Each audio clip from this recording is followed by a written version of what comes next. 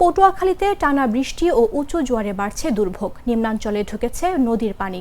এই মুহূর্তে সেখানে আছেন রিপোর্টার মাহমুদ হাসান রায়হান। সরাসরি যাচ্ছি তার কাছে।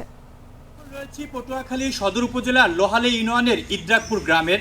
আপনারা জানেন যে পটুয়াখালীর জেলার বেশ কিছু নিম্নাঞ্চলগুলো ইতিমধ্যে প্লাবিত হয়েছে এবং স্বাভাবিক জোয়ারের চেয়ে 4 থেকে 5 গুণ বেশি বৃদ্ধি পাওয়ায় বেশ কিছু নিম্ন অঞ্চলগুলো প্লাবিত হয়ে মানুষজন পানিবন্দী হয়ে রয়েছে।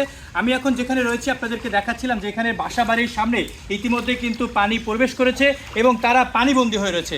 স্থানীয় মানুষদের কি পরিমাণ কষ্ট হচ্ছে এবং এই জোয়ারের পানিতে তারা এখানেও কিন্তু সেই পানি এখনও কিন্তু প্রবেশ করছে।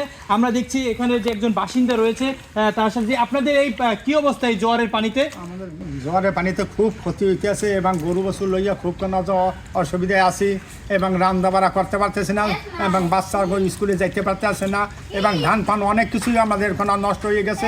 আমাদের কষ্টের পর কষ্টে আছি আমরা। জি, আমরা যদি একটু আপনার কাছে জানতে চাই যে আপনাদের এলাকার পানির কি অবস্থা এবং এই জোয়ারের পানি কবে থেকে আসছে এবং কি অবস্থা?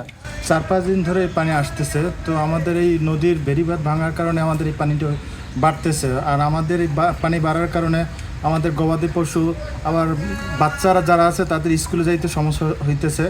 তার সাথে আমাদের রান্না করিয়া খাওয়াও খুব কষ্টকর হইতেছে।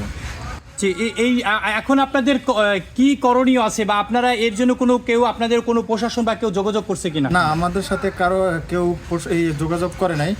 আর আমাদের স্থানীয় যে সরকার যারা আছে তারাও কোনো ব্যবস্থা নিতেছে না। আমরা শুনছিলাম এখানে যারা রয়েছে তারা কিন্তু বলছিলেন নানা অভিযোগের কথাও যে এখন পর্যন্ত তাদের কেউ কোনো খোঁজ খবর নেয়নি। তবে স্থানীয় বলছে যে টেকসই বেড়িবাঁধ না দেওয়া পর্যন্ত তাদের এরকম জোয়ারের পানি এবং এরকম প্লাবিত হতে থাকে এবং এই আমন ধানের যে মৌসুম এই সময়টাতে যে তাদের এই ক্ষয়ক্ষতি তারা কীভাবে পুষে উঠবে তারা কিন্তু বলছে না। তবে আপনাদেরকে যদি আমরা বলে রাখি পটুয়াখালীর যে কুয়াকাটা সমুদ্র সৈকত এবং বিভিন্ন যে উপজেলাগুলো রয়েছে রাঙ্গাবালি এবং গলাচিপা 10 মিনিট বিভিন্ন চরাঞ্চলগুলোতে কিন্তু এখনও পানি ঢুকছে এবং স্বাভাবিক জোয়ারের চেয়ে 5 থেকে 6 ফুট পানি বেশি বৃদ্ধি পাওয়ায় এই এলাকাগুলো প্লাবিত হচ্ছে। তবে পটুয়াখালী শহরেও কিন্তু পানি প্রবেশ করছে বিভিন্ন যে নিম্ন অঞ্চল যে এলাকাগুলো রয়েছে এবং ড্রেনেজ সুব্যবস্থা না থাকায় সেখানেও কিন্তু পানি প্রবেশ করেছে।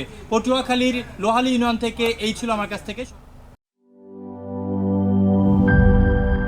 বান্ডেল থাকলে প্রতি সেনমানিতে টাকা বাঁচবে। বিকাশ সেনমানি বান্ডিল কিনে জিতুন প্রতি লেনদেনে।